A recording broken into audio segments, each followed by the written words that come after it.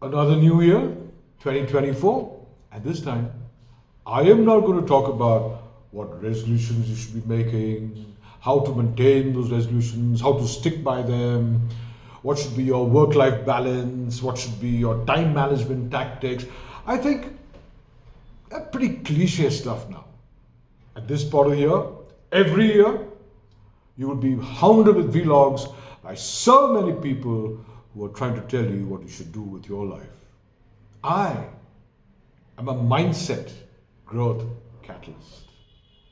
I like to take minds, clean them up, and give them back, like I'm going to do for you today. Let's talk about what should be our mindsets in this new year, 2024, and how we can make our mindsets work for us. After all, what you think is what you become. Isn't that true? What you imagine is what you can achieve. Welcome back. Welcome back to the musings of an old maverick. Welcome back to the archives of my life once again this year. Every December, I have many of my friends, colleagues, associates, students, mentees reaching out to me wanting to know how could they possibly stick by all those resolutions they want to make for the new year. Because most often, those resolutions that they make and they try to stick by die out in about a fortnight into the new year. But there are some people who manage to. I make New Year resolutions because I believe that my life has to be an incremental progress towards becoming a better version of myself. So for me, my resolutions are very, very important. So the first thing I want to talk to you about is how can you possibly make a resolution and stick by it. Now, this is something really interesting, and I'm going to share this with you because this is how I do it myself. Your mind is made up of different dimensions: the conscious, the subconscious, the superconscious, the collective conscious. And we won't get into all those details, we just look at the first two, the conscious and the subconscious. Now, if you notice, for example, let's say you learn how to drive a car, or you're learning how to drive a motorcycle, right? So when you start initially, the entire movement of a vehicle is alien to you because you haven't driven one earlier. But now you're on the driver's seat, you're not one of the passengers as you were earlier. So you start exploring how to drive a car, and that becomes your resolution because you want to now become a good driver. You want to know how to drive a car. So your entire movement in that process of learning how to drive a car is extremely conscious. You are conscious of everything that you are doing, the way you are turning the steering wheel, the way you are switching gears, the way your leg moves from the accelerator, the clutch, the brakes, how you use your indicators. So you are constantly, till you have learned how to drive the car, your mind is consciously noting down everything that is happening and helping you to become an efficient driver. But a point comes after a while that driving becomes a habit. And as it becomes a habit, it logs into your subconscious mind because your subconscious mind now starts driving the car, and you really don't have to concentrate on driving it because your subconscious works on habits. It is habitual, so to speak, for the subconscious to be working in tandem with the habits that you inculcate from the resolutions that you make initially. So initially it's always a little difficult, a little messy, but once it becomes a habit, it's a subconscious mind that is now working. When I discovered I could run faster than most people at the age of 8, I spent a lot of my energies on the sports field. And a lot of my energies waking up every morning, meditating, burning down kilometers, and then hitting the gym for 90 minutes. This has become a habit. This was a resolution. It became a habit. Because now my subconscious mind wakes me up at the time I need to get up, to meditate, to work out, and to do everything else that I need to do in one day to become a better version of myself. If you want your resolutions to be able to work good for you, because that's the reason why you thought of it, isn't it? Turn them into habits and watch yourself become a better version incrementally every day, every week, every month till the end of the year. My second tip for you. Very often in life we are faced with challenges, problems for which we really don't have a solution. And instead of sitting down and thinking about it, trying to work out our own solutions, what do? We tend to start reaching out to friends, to relations, to societies, seeking for a solution to a challenge that we are going through. But the truth is, 8.4 billion people live on planet Earth. Each one's path is so exclusive to themselves that it is impossible for them to give you a solution to your problem, because, very simply, they aren't walking your path. They aren't traveling your journey in life. So the only person actually who can resolve their challenges is you. Now guess what I do? And this is a great mindset trick. I reach out to those people who are having a similar problem that I'm facing. And then, in a reflection of what I'm going through, I start actually finding solutions to help that person, and in the process, help myself. So if you really want to find a way out of the problem that you're facing, reach out to those people who are facing the same problem and start kicking up solutions for them. In turn, you'll be a free guy.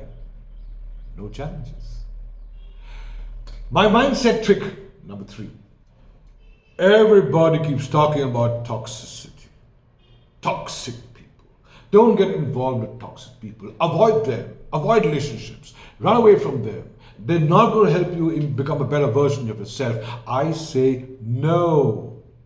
I say no to that. And do you know why I say that? It's because I have learned to turn toxic to my advantage. Turn toxic to your advantage. Now, how do I do this? Very simple. I am a firm believer of the fact that I will always be the average of the people I surround myself with. That's a fact. That's true. You will always, if you're amongst 5 people constantly, you become an average 6. Now, when I come across toxic people, I measure them up. I don't only measure them up, I also measure up my feelings. The negativity that I start experiencing every time I'm around toxic people. And then I turn that negativity experience into a benchmark for improvement. So what I do next is, I improve the people I'm with. I don't remove toxic people. I keep them there as a reminder of what I could have become if I was an average of them. So they then become my benchmark to get people around me who are beyond that level of toxicity. And then I keep looking at them and telling myself, hey, I'm not there anymore. They're there, and here I am. So every situation that you find toxic, don't run away from it. Turn that into a benchmark of measurement for yourself and keep improving upon yourself, getting to become a better version and away in standards from that level of toxicity. Keep them around. They're great reminders. Now, my mindset tip number 4, failure. I have no idea why this word still exists in the English dictionary or even between you and me. It is such a ridiculous word. It is so dirtily comparative, if I may use the statement.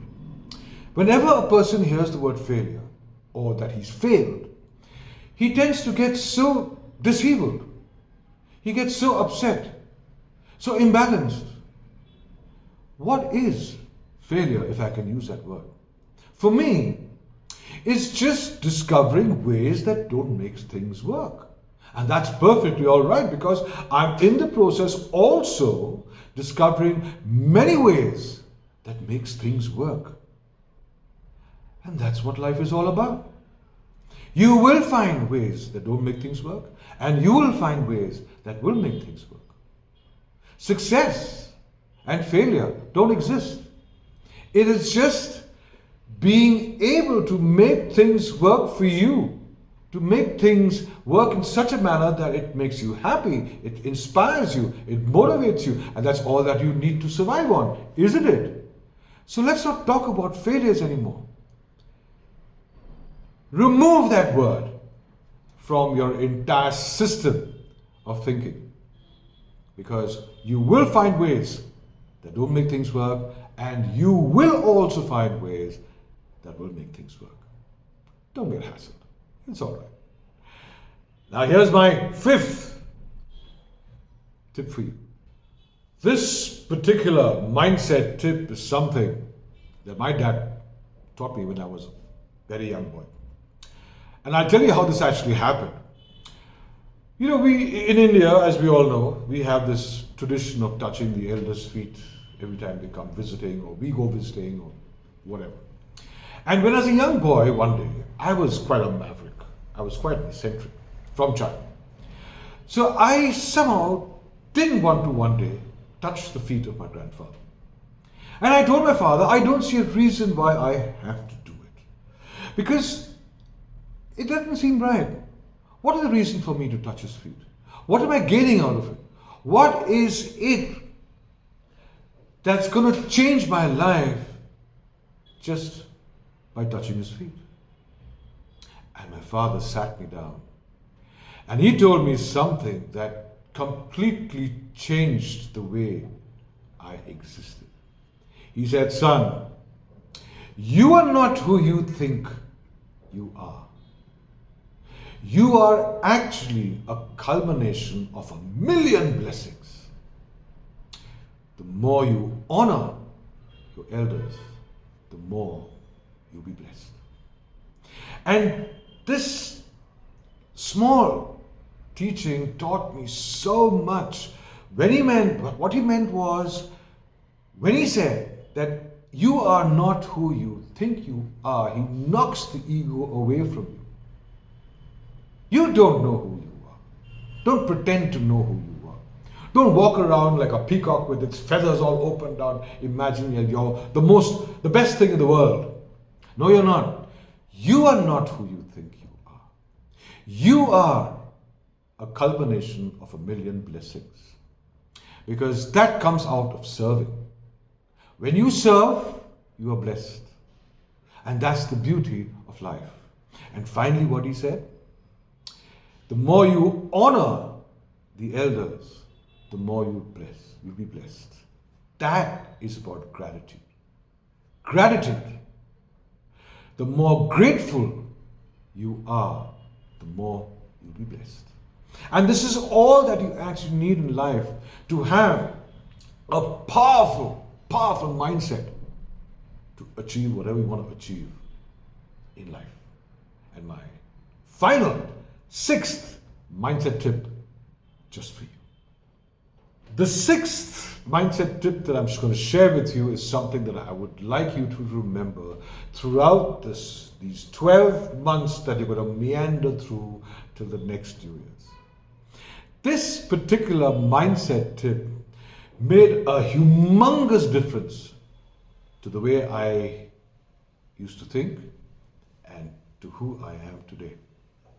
And this mindset tip was actually taught to me by my own mother. Now, when I was 6 or 7 years old, and you know how 6, 7-year-old kids are, nothing is wrong about them. Everything is wrong about everyone else. So there was this one day when I walked in with a not so good report card. The maths was the one that spoilt that bottom line of my report card. So I just walked in and I was wondering how to tell my mom that the report card was not as good as she would probably expect it to be. And then I just went up and I just blurted, I said, "You mom, ordinarily, this would have been a very good report card. But look what my maths teacher's done. Such low marks she gave me for my maths. She is the one who is responsible for this, not me. She is the one who never ever taught me maths the way it should have been taught. And look at this. My marks are ridiculous." My mom looked at me for quite a while. I was expecting her to suddenly blow up. But she didn't. She just looked at me, pondering for a while, thinking deep. And I thought, well, I just won a battle. And then she sat me down. And she said, "You know, son, the only one who's ever responsible for anything is the person himself or herself." There are three very important words in this entire vocabulary, English grammar, so to speak, you need to know. I am responsible. You are responsible for everything. Your happiness, your sadness, your laughter, your tears, your doing well, not doing, whatever. Your entire life, whatever you achieve, it is always only you who will always be responsible. Whether your achievement is all the way up north or your achievement is all the way down south, I am responsible. These three words must always reverberate within you. And it completely changed me. How true. Each one of us, if each one of us had to believe in just these three words, I am responsible, then the levels of independency, the levels of knowing who you are, the levels of taking on responsibilities the way it should be taken on becomes absolutely fantastic, absolutely awesome, because I am responsible. I am responsible for everything that is happening to me. I am responsible for myself. I am responsible for the people who love me, and I am responsible for the people who need me. I am responsible. Thank you so much for being here with me. It's been wonderful, wonderful talking to you in this new year. And of course, celebrate life. Celebrate being you. See you soon. This is Anand Nair signing off for now. And I'm going to catch you next week once again.